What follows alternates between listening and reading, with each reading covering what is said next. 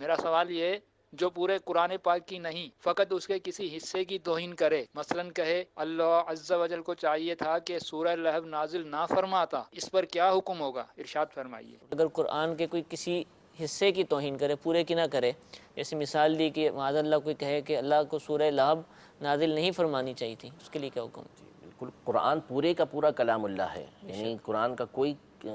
حرف ایسا نہیں جو کلام اللہ نہ ہو۔ جو اللہ نے نازل کیا نبی کریم صلی اللہ تعالیٰ علیہ وسلم پر، یہ سارا کا سارا کلام اللہ ہے۔ وَإِنَّهُ لَتَنزِيلُ رَبِّ الْعَالَمِينَ نَزَلَ بِهِ الرُّوحُ الْأَمِينُ عَلَىٰ قَلْبِكَ لِتَكُونَ مِنَ الْمُنذِرِينَ، کہ یہ جو قرآن ہے یہ رب العالمین کا نازل کردہ ہے، جبریل امین روح امین اس کو لے کے نازل ہوئے آپ کے دل اقدس پر، تاکہ آپ ڈرانے والوں میں سے ہو جائیں۔ تو قرآن پاک یہ اللہ تبارک و تعالیٰ نے نازل فرمایا، اور اس کا ہر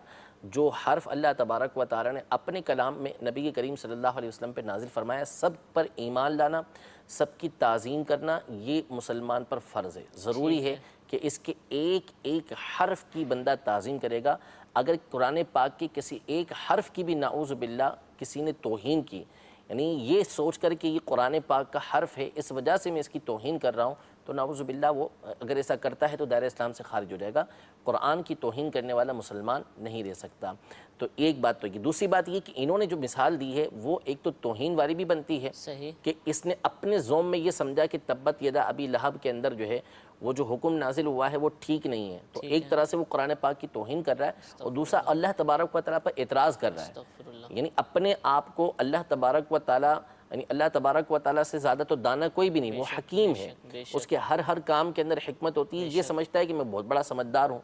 مجھے زیادہ معلوم ہے کہ یہ آنی چاہیے نہیں آنی چاہیے، تو اللہ تبارک و تعالیٰ جاننے والا ہے، وہی جانتا ہے، ہم نہیں جانتے۔ اس کا نازل کرنا، اس کے اندر کروڑا کروڑ حکمتیں ہیں کہ اس صورت کے ذریعے تو بندہ ہل جاتا ہے کہ نبی کریم صلی اللہ تعالیٰ علیہ وسلم کی کس قدر اہمیت ہے، اور ایمان اللہ تبارک و تعالیٰ کی بارگاہ میں کس قدر اہمیت رکھتا ہے کہ حضور علیہ السلام کا سگا چچا ابو لہب، وہ جب حضور علیہ السلام پر ایمان نہیں لایا، اس نے حضور علیہ السلام کی توہین کی، تو اللہ تبارک و تعالیٰ نے اس کی مذمت کے اندر پوری صورت نازل فرما دی۔ تو کوئی اور توہین کرے گا تو اللہ تبارک و تعالیٰ اس کے ساتھ کیا معاملہ فرمائے گا، اس کو دیکھ لینا چاہیے۔ اور نبی کریم صلی اللہ تعالیٰ علیہ وسلم کی اس کے اندر اعلیٰ درجے کی شان ہے کہ اللہ تبارک و تعالیٰ خود نبی کریم صلی اللہ علیہ وسلم کا دفاع فرماتا ہے کہ ابو لہب نے اس طرح کے الفاظ کہے تھے کہ تبا لک، آپ تباہ و برباد ہو جائیں، نعوذ باللہ من ذالک، نبی کریم صلی اللہ علیہ وسلم سے کہا تھا اس نے۔ تو اللہ تبارک و تعالیٰ نے حضور علیہ السلام کے دفاع کے اندر یہ صورت نازل فرمائی کہ تبت یدا ابی لہب و تب، ابو لہب کے دونوں ہاتھ ٹوٹ جائیں، اور وہ تو تباہ ہو ہی گیا۔ یہ پوری صورت اللہ تبارک و تعالیٰ نے نبی کریم صلی اللہ علیہ وسلم کی شان میں نازل فرمائی کہ جو حضور علیہ السلام کو تکلیف دینے والے ہیں، حضور علیہ السلام کی توہین کرنے والے ہیں، ان کا